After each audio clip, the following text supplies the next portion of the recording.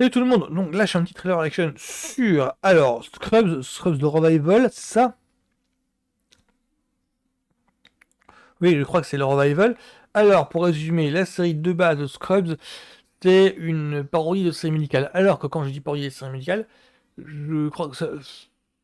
Et donc, à l'époque, c'était Urgence qui était vraiment le maître talent en la matière, parce que après Scrubs, on a eu du Grey's Anatomy, et maintenant il y a du Chicago Med, il y a il y a, comment ça s'appelle déjà? The Resident, il y a eu New Amsterdam, voilà, il y a...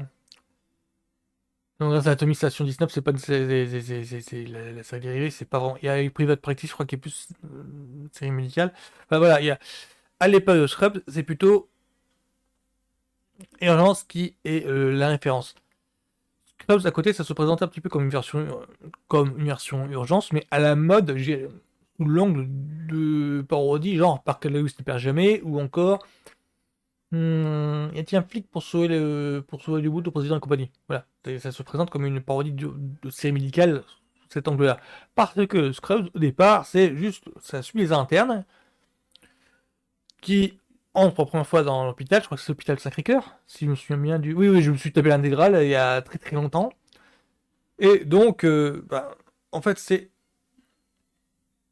c'est très vite une série humoristique sitcom, une série médicale sous l'angle de la sitcom et de série humoristique. En même temps que c'est parfois profond par moment, parce que autant c'est une série humoristique, parce que le personnage principal est un nouvel interne, franchement démarqué, et il est encore, c'est encore le mec en pleine enfance, quoi. On dirait geek maintenant, quoi.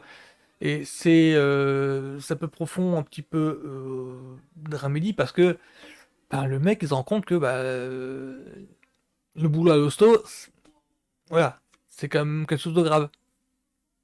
Comment est-ce qu'un mec comme ça, un petit peu gamin attardé, enfant attardé, donc là je parle de J-Day, peut réussir à bien s'intégrer dans l'hosto, bien être un bon interne, bien gérer son boulot, alors que oui, mais c'est rempli de drame en fait.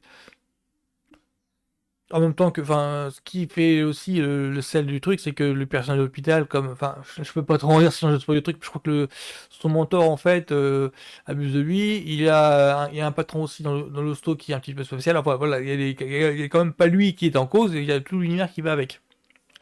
Donc, voilà, la série a duré 8-9 ans, il me semble, je veux pas trop dire de conneries. Et au fur et à mesure, le temps s'est construit une fanbase qui a donné envie à Hulu c'est à la bonne en ce moment, de faire un revival. C'est-à-dire que normalement c'est une suite, c'est pas. Alors, la dernière saison est un petit peu problématique, c'est-à-dire la dernière saison devrait ouvrir la voie à un spin-off. Il me semble que l'idée a capoté et qu'au final, ce qui devait être une spin-off s'est intégré comme étant la dernière saison de la série. Un petit peu ça qui est problématique. Donc là, le revival, ce serait faut espérer que ce soit un vrai numéro 2. Et pas un reboot. Donc je vais regarder un petit peu qu'est-ce que ça donne.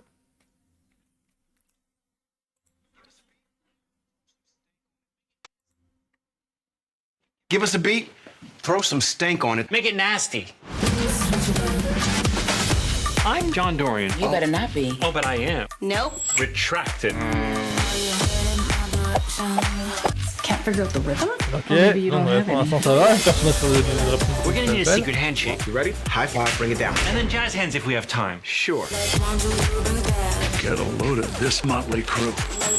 Ok. I'm not sure how to teach these kids. I still get a little Gros woozy around some idée, stages. probablement du personnel, un truc du genre. Il est plus interne du début, quoi, ce qui est normal. Doctor, mission accomplished. Dr. Cox, I'm gonna need you to go ahead and bring it down. Don't I get 3 strikes? You have 900 strikes. Those interns need somebody to do for them what I did for you. Hey, you can do this. And she's gonna nick that artery. No, she's not. Is it on my face? No. And more drama in 3, 2, 1. This job is really rough. We do the most good we can in a single shift. I don't know how Vous avez quand même remarqué, pour le producteur de la Social Geek, c'est que Will Lawrence, le créateur, en fait, Let's go help your patient. c'est ce qu'il fait maintenant, il fait de la Social Geek, qui sont 2 séries actuelles en projet. Every doctor wants their hero moment. But most of our hero moments are different than in the Il faut pas movies. trouver une connerie que dans la version d'origine. Voilà, ils ont du gag là. I think it might be time to retire Eagle. Never. We were all a part of this victory. Now get those nachos out of the premium warmer. Every chip is covered in cheese. It's not by accident, people. Feels like there's more applause for the nachos than my speech. Nachos! Voilà. Donc, a priori, alors l'ambiance, en fait, ce que font les personnages, ça correspond parfaitement à ce qu'ils faisaient la série d'origine, d'accord? Mais non, c'est voir comment, enfin, la problématique de la série, c'est de voir comment ils peuvent être accessibles. Enfin, là, a priori, ça a l'air d'être le. Est-ce que le tempo comique de la série d'origine va être conservé et est-ce que le public de maintenant va y être réceptif?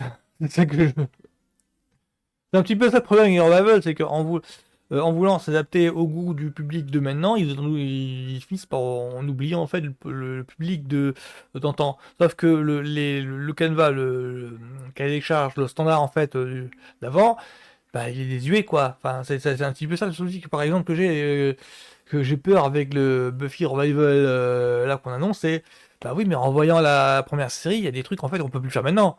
C'est enfin les monstres à caoutchouc on peut plus le faire maintenant. Et pour Scrubs,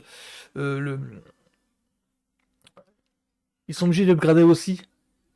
Par exemple, je suppose que Bill Lawrence qui maintenant fait Shrieking ou fait tête de l'assaut, ben, je sais pas trop si il puisse se recouler, se remettre dans un genre comique aussi aisément qu'à l'époque, parce que maintenant il fait de la comédie dramatique. Enfin, Shrieking par exemple, la thérapie vérité en français, comme je regarde, qui est Jalen Segel et Harrison Ford, bah, c'est une série que je rappelle.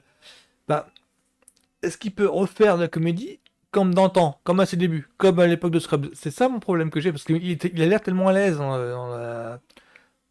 la dramedy, c'est-à-dire dans un récit aussi bien dramatique qui jongle avec la comédie. C'est un petit peu ça, la Thérapie de vérité. Thérapie de vérité, c'est une série qui a un petit peu, comment dire, qui est plus dans le mood de films genre Happiness Therapy, genre Garden State avec Zach Braff déjà, avec il y avait aussi un truc Juno je crois, enfin voilà que j'ai pas vu mais il me semble que c'est un petit peu dans le même mood, qui sont dans un mood très différent, qui sont pas foncièrement comiques. C'est ça le truc. Qui est plus proche du drame. Thérapie de vérité, c'est ça. Donc maintenant la question est de savoir c'est est-ce qu'il peut se remettre à la comédie aussi facilement, reprendre son esprit fantaisiste aussi facilement. Parce que les personnages là, ils ne sont. Bah, normalement, il y a de l'os qui est passé sur les ponts, quoi. Enfin, normalement, ils ont tous un petit peu évolué. Alors, ils refont un petit peu les mêmes délires que quand ils étaient ados, mais à voir comment ils réussissent à insérer ça dans la série. Si c'est pas trop juste, comme on dit, une fan service. Parce que j'aime pas trop cette expression-là, mais. Parce que je sens que ça fait partie du cahier des charges. Je sens que ça fait partie du.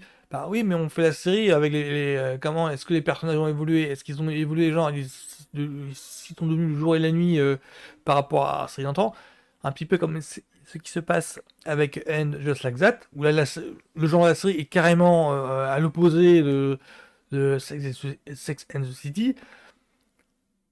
Ou alors, les personnages vont rester un petit peu les mêmes, ils ont toujours ce grain de folie, et à la série d'expliquer ça. Je sais pas. Normalement, ça se veut vraiment continuer l'esprit fantaisiste. À voir comment il arrive à montrer comment les personnages ont évolué tout en préservant ça. À voir. Je suis un petit peu perplexe, mais je sais pas. Je laisse la chance à la production. Voilà, ce sera tout pour moi sur Scrubs dans Revival. Ça sort donc le 26 février sur Disney+. Voilà, ce sera tout pour moi donc. Juste les gens.